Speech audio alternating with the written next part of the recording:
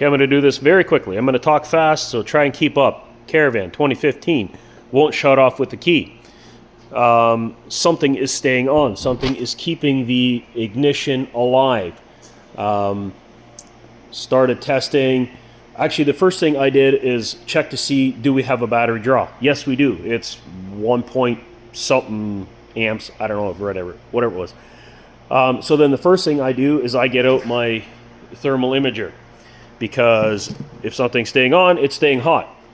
And so I found that one of these relays, this relay in particular, was staying on and is the only one that was hot, and that's a K5 relay, which in here says PCM NGC EATX, which I've learned later, EATX means transmission, that's transmission relay. Pull that out, makes zero difference. Disconnect the transmission, makes zero difference.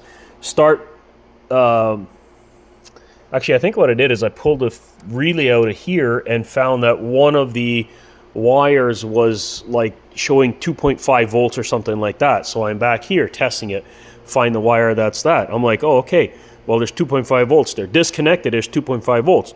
Go to the PCM, find that wire, there's 2.5 volts. Like, what the heck? Something is keeping the PCM alive. So I start testing all of the connectors at the PCM. Okay, come to find out that there's a wire there on that pin, on that connector, that's got 12 volts on it. Well, what the heck? Where's that coming from? Well, that's coming from the alternator down here. Thinking logically, radiator blew up, coolant came across, shorted out the alternator, should be fine. I unplug the alternator, voltage goes away, but this still doesn't change. It still has the 2 point something volts.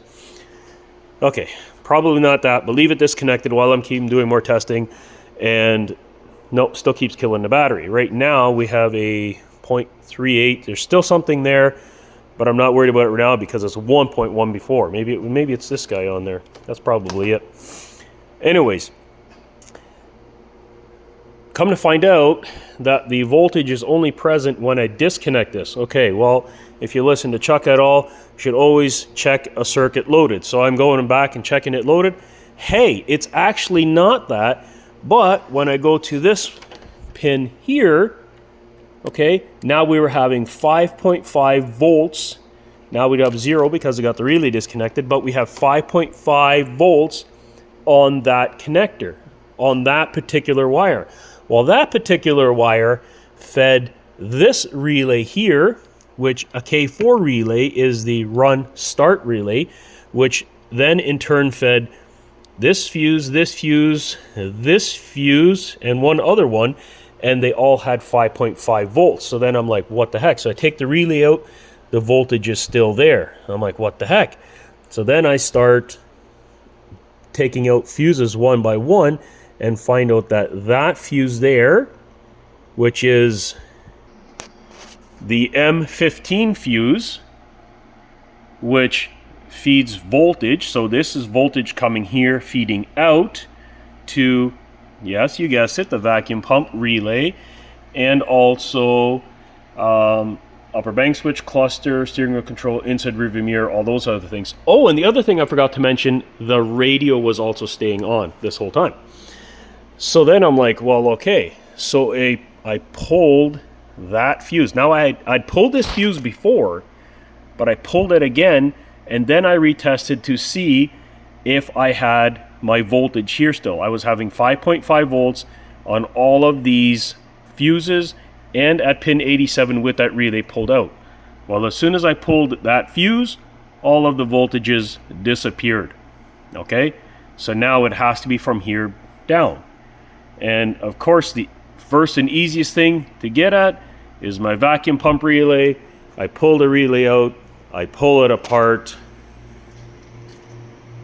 and that is what I find. Merry Christmas to me. So I will be replacing this relay and hopefully giving the customer back his van for the new year. Wow, that was a mouthful. No, that's not what you said. Anyways, if you have any questions, I'm going to try and remember this one because this is a good one. It really, really made me think, and it really made me ponder, because what the heck would be leaving this circuit on? I went through the ignition, key and cylinder thing, and of course, I was watching the data streams on the scan tool saying, yep, it was the key was turning on and off. It was fine, it was functioning. What was causing this feedback? And the problem with not finding the feedback, what took me, for me, felt like an eternity, is that what the heck could cause this relay to stay on? But the problem is the relay that was staying on, the one that was actually hot, okay, wasn't even the one that was being fed, that one that was being backfed. It was just a circumstance of chance, if you want to say.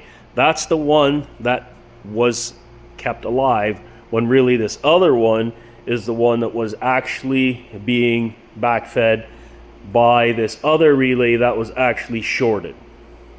Anyways, once I followed down to this relay that was actually shorted, as soon as I touched it, it was warm. But oddly enough, I never picked it up on the thermal imager.